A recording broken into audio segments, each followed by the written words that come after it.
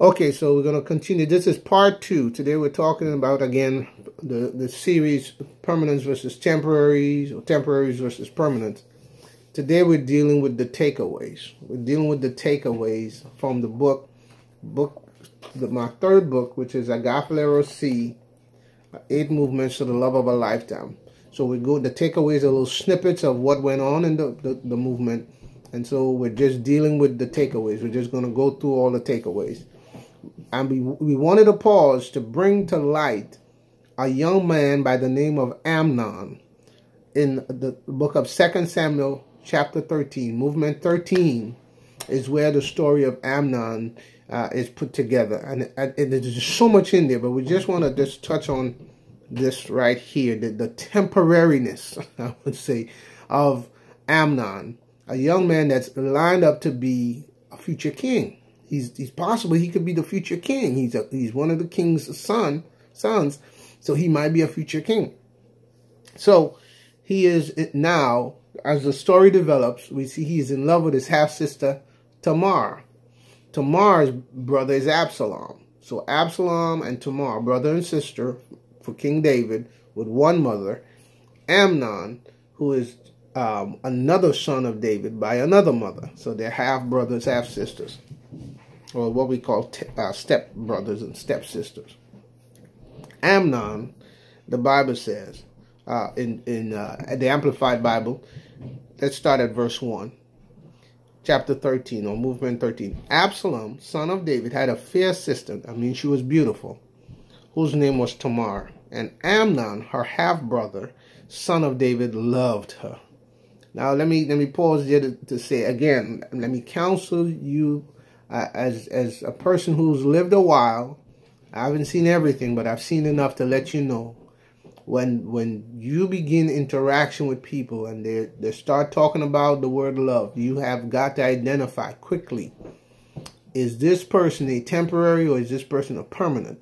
Because if a temporary starts talking to you about love, they're not talking to you about the love that you need to cling to. They're talking to you mostly about selfishness, and we're going to prove that in a moment. Verse 2, and Amnon was so troubled that he fell sick for his half-sister Tamar, for she was a virgin. And Amnon thought it impossible for him to do anything to her. You hear that? He was so in lust. I don't want to use the word in love, because he wasn't in love, and I'll show you in a minute, that he became sick for her. You ever felt that, oh, got to have that person, I can't stop thinking about him, gotta call him, and your flesh is beginning to, it's becoming a monster, like you just want to reach out and grab that person, right?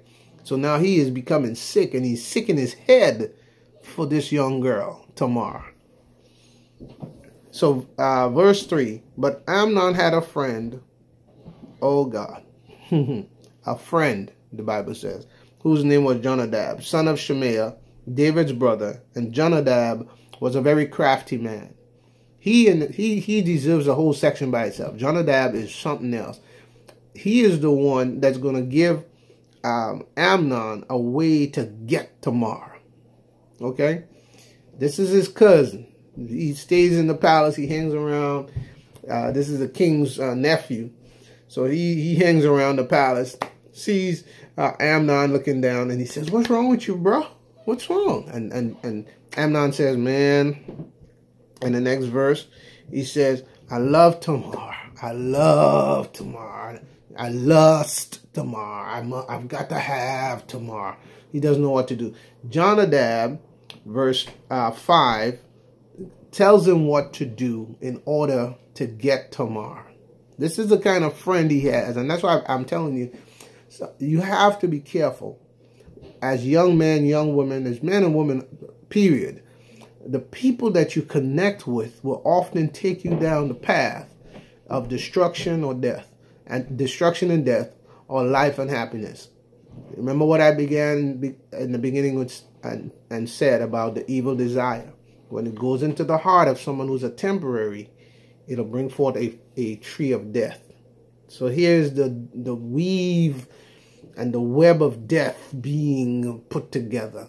And even if we back up, we can see that Amnon himself is a young man who has not really gravitated towards being a permanent. He has not gravitated towards the purpose of a life. He's the king's son. He lays back. He's got servants at his whim and fancy. He's got food and drink. He has nothing to worry about, so he doesn't even consider purpose. All he considers is pleasure. So here it goes. Jonadab tells him, man, just pretend you're sick. And when the king comes to see you, tell the king, send Tamar to make me something to eat. Oh, king, daddy, send Tamar so she can give me something to eat. And so Amnon buys into that evil desire from Jonadab. And now becomes the tree of death now begins to grow. Okay? Now let me tell you something. At the root of death is deception. Wherever you see death showing up in the form of lust and wickedness and evil, the root of that is deception. Jonadab is planting a seed into Amnon and causing him now to be to come up with a deception to get Tamar. Oh, it's going to get bad for her. And I'm sure if you know the story, you know it's bad for everybody. And it all comes from this evil seed from Jonadab, who himself is a temporary, placing in the heart of another temporary, and now the tree of death begins to grow. So Amnon does what Jonadab tells him. His cousin, his friend, his buddy. Come on, I'm sick. Dad, I'm sick. Oh, I'm sick. So when David comes, what does Amnon do? Dad, can you send Tamar to get me something to eat? Can you cook me something? Now he's pretending. He's deceiving his dad so that the dad can send Tamar. And David, you know, being the dad, wants his sons to be strong and healthy. Doesn't know what's wrong with him. Can't send him to do a MRI or a CAT scan. So he knows there's something going on inside, because Amnon is sick. He's not well. He's lying. And so David sends Tamar to take care of Amnon. And in the process, in verse 11, when she brought them to him, that's what she was cooking, he took hold of her and said, come lie with me, my sister. Now this is Amnon, a son of the king. Tamar, a daughter of the king. And he has put everybody out of his master bedroom. And he snatches her as she comes to bring the food. And now he tells her, come have sex with me. This is what she said. She replied, no, my brother, do not force and humble me. For no such thing should be done in Israel. Do not do this foolhardy, scandalous thing. She is now in trouble, and she now begins to plead for her future. She pleads for her purpose. Because as a young lady, if you had lost your virginity and you didn't marry that person that took your virginity, you were going to be ostracized. And she is the king's daughter.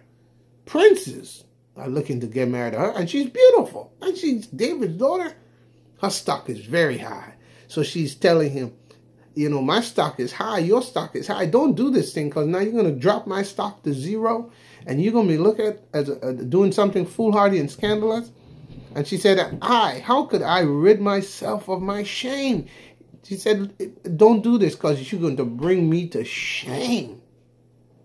And you will be considered one of the stupid fools in Israel. Now, therefore, I pray. Now she gives him an out, a way to get out, save face, and still get what he wants. She said, speak to the king, for he will not withhold me from you. She says, don't do this. Do it the right way. Ask our father, and our father will set it up, and I'll be your wife. She brings herself down to even that point of saying, listen, I would prefer the king says, get married, than you do this. Don't force me. Verse 14.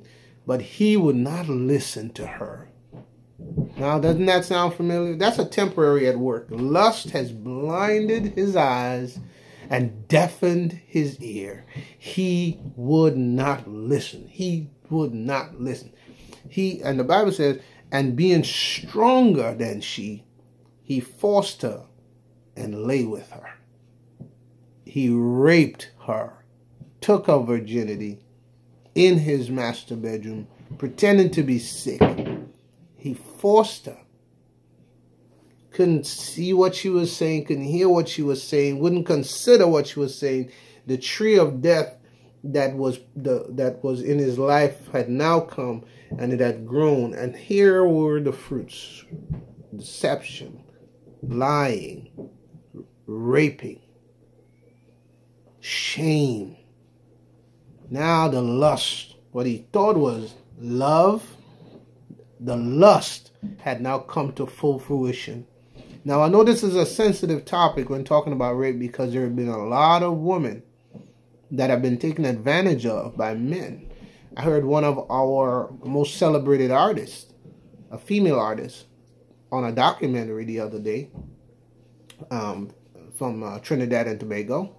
And she was saying how when she was 18, trying to get into the craft that she was in, how she was raped by 2 men one night. Raped by 2 men. And now she was speaking, she was in her, had to be about 60s, maybe 70s. She said she'd never been with a man after that. Couldn't do it. These 2 men took her innocence, took her life. They sucked that life out of her. And even though she was successful in a public arena, her personal hell was that she had to bear the scars of being raped for the rest of her life. And that, my friends, is how a temporary produces that tree in their lives, and it affects every single person they come in contact with. I'm on a goal and a mission to see the world full of permanence. People that are temporaries change their minds and begin, because I was a temporary. I did some stuff. We all did. But you have to now make a conscious decision. I don't want to be a temporary anymore. I don't want to go around hurting people anymore. I don't want to go around raping people, lying to people, deceiving people like Amnon. I don't want to go around taking advantage of people, robbing people, stealing, killing, murdering people like other temporaries. I don't want to do. You have to make a conscious decision and say, you know what? I don't want to do that anymore. I don't want to be that person anymore. I have to go after what God has placed me on this planet for. And it's going to take a while. It's going to hurt. It's going to cost you some things.